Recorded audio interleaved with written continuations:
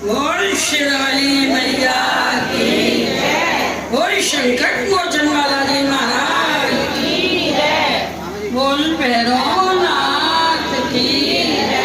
ये पावन दिन गुरु पूर्णिमा का है, इसलिए सभी शिष्य गुरु के पास आते हैं। आज के दिन वेद व्यास जी का जन्म हुआ था, उन्होंने सभी ग्रंथों को पूरा किया।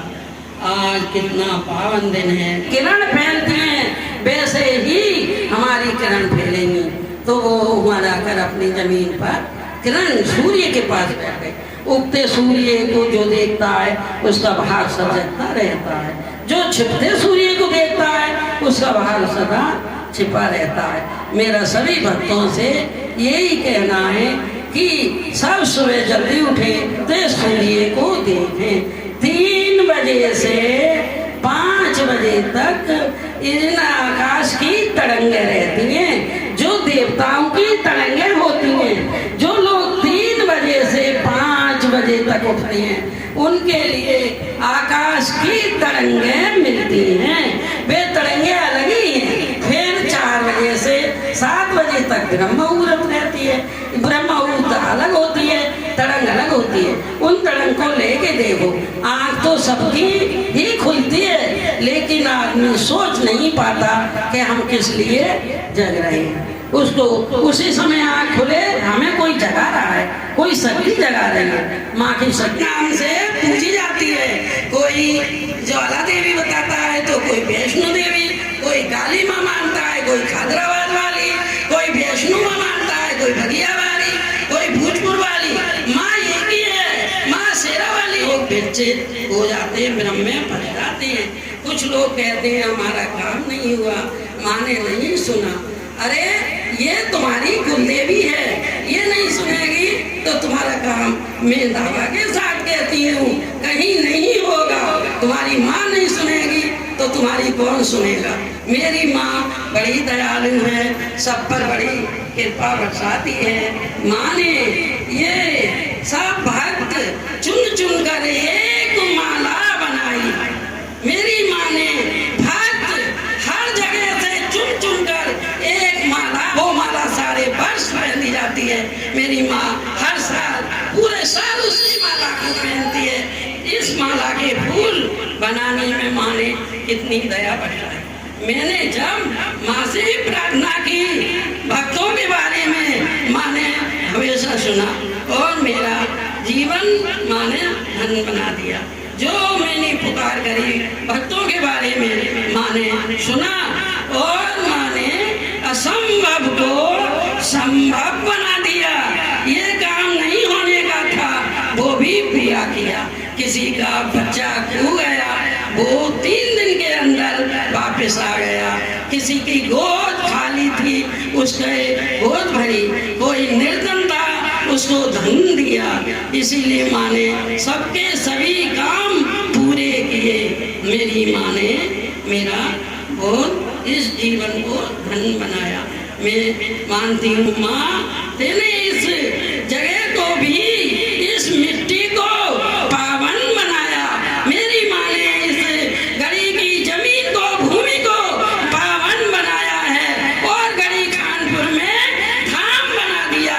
यहाँ पर माँ के नाम से, गढ़ी वाली माँ के नाम से धाम होता है। बेई फूल जो माँ ने जगह जगह से चुने हैं, वही फूल यहाँ पर काम करते हैं। भक्त शोभा यात्रा निकालता है और सारे नगर में भ्रमण करवाता है, वो ही प्रचार करता है। कोई पालकी सजाकर नगर भ्रमण करवाता है और सब में प्रचार करता है। कोई भक्त ला कर फूल चढ़ाता है, कोई सुंदर आभूषण, कीमती आभूषण वस्त्र लाकर मेरी माँ को सजाता है। कोई गहने लाकर माँ को सजाता है।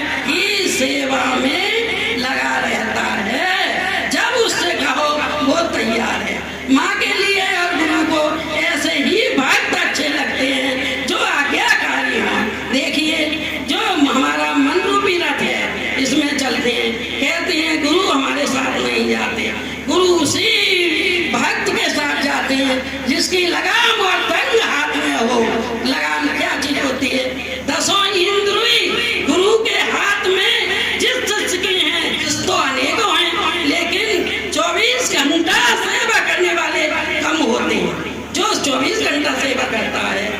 उससे माता रानी प्रसन्न रहती है। मेरा तो माँ से यही कहना है, माँ मेरे ये भाग्य हमेशा हमेशा ये फले फूले, इन पर कृपा दया बरसाओ, इन पर अपनी कृपा बरसाओ। खाना जाना, पीना जाना, आना जाना और जाना जाना ना जाना, लेकिन तूने उसे न जाना जहाँ पर तुझे है जाना, उसको नहीं जाना जहाँ तुझे है जाना, सब कुछ जाना।